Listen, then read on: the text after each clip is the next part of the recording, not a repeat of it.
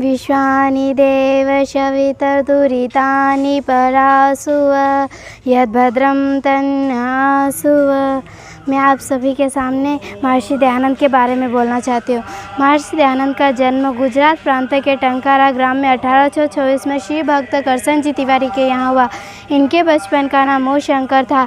जब ये 14 वर्ष के थे तब शिवरात्रि के दिन इनके पिता ने इनको दिन भर शिव की महिमा की अनेक घटनाएं सुनाई तथा शिवरात्रि को व्रत रखने का पिता ने इनको आदेश दिया, जिसका इन्होंने पालन करते हुए व्रत रखा। शिव की पूजा के लिए सायंकाल पिता के साथ ये शिव मंदिर गए। रात्रि में पिता के साथ ये शिव मंदिर ही रहे, जबकि अन्य शिव भक्त पूजा करके अपने अपने घर चले गए।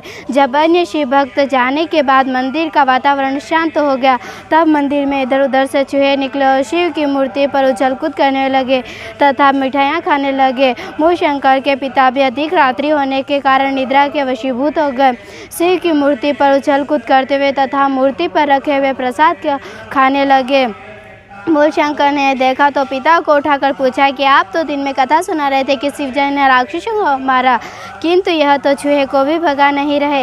यह प्रश्न सुनकर पिता आश्चर्यचकित हो गए और अपने बालक मूल शंकर को समझाते हुए कहा कि बेटा, जिस शिव की मैं कथा सुना रहा था वह तो सच्चा शिव कैलाश हिमालय में रहता है। यह तो शिव की प्रतिमा मूर्ति है। उसी समय मूल शंकर ने निश्चय किया कि मैं सच्चे शिव के दर्शन करूँगा। उनका विश्वास मूर्ति पूजा से उठ गया और 16 वर्ष की आयु में उनकी बहन की मृत्यु हो गई।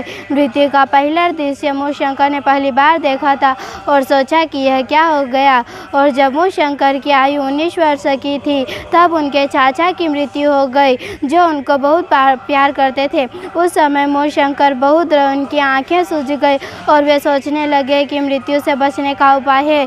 लोगों से पूछने लगे। लोगों ने बताया कि योगाभ्यास करने से बच सकते हैं। सच्चे शिव की खोज तथा मृत्यु से बचने के लिए योगाभ्यास करने के लिए वैभव संपन्न गृह का त्याग उन्होंने लगभग 21-22 वर्ष की अवस्था में कर दिया। स्वामी पूर्णानंद से संन्यास लेकर महर्षि दयानंद सरस्वती के नाम से विख्यात हुए। सन 1860 में मथुरा में दंडी स्वामी विरजानंद जी के पास वैदिक शास्त्रों का ज्ञान प्राप्त करने के लिए गए। गुरु सेवा करते हुए लगभग 3 वर्ष 800 ग्रंथों का अध्ययन किया। गुरु दक्षिणा में अपने गुरु को जीवन समर्पित करने की प्रतिज्ञा करके आजीवन अनेक विघ्न और बाधाओं को सहन करते हुए उन्होंने वैदिक धर्म की प्रचार किया। सन 1867 में हरिद्वार में कुंभ के मेले में पाखंड खंडनी पताका गाड़कर धर्म के नाम पर प्रचलित पाखंडों का खंडन किया। और जब हरिद्वार के कुंभ के मेले के पश्चात ऋषि दयानंद ने अनुभव किया कि जब तक काशी जाकर मूर्ति पूजा के विषय में पाखंड के खंडन के लिए शास्त्रार्थ न किया जाए, तब तक पाखंड के खंडन के विषय में मनुष्य का ध्यान नहीं जाएगा। अतः सन 1869 में ऋषि दयानंद काशी गए। मूर्ति पूजा वेदों में नहीं है, इस विषय में शास्त्रार्थ किया। एक और ऋषि दयानंद अकेले थे और उनके सामने 27 पंडित थे। कोई भी ऋषि दयानंद के प्रश्नों का उत्तर नहीं दे सका। पंडित पराजित हो गए। देश विदेश में ऋषि दयानंद की इस शास्त्रार्थ की चर्चा हुई।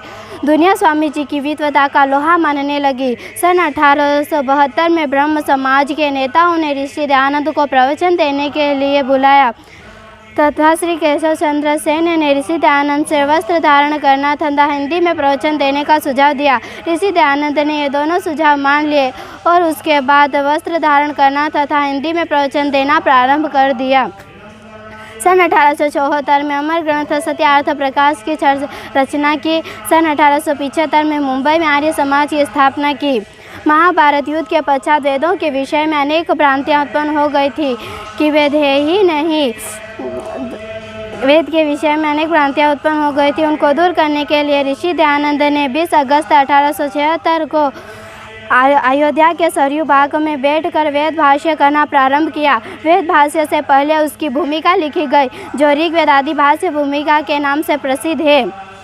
उदयपुर में रहते हुए अपने देहावसान से पहले अपनी उत्तराधिकारिणी परोपकारिणी सभा बनाई, जिसके अध्यक्ष उदयपुर नरेश महाराणा सज्जन सिंह बने।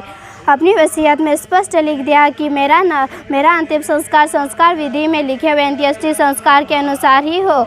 और सन 1883 में जोधपुर में स्वार्थी और पाखंडी व्यक्तियों ने उन्हें विष दे दिया, जिससे 30 अक्टूबर 1883 को उनका दुखद देहावसान अजमेर में हो गया।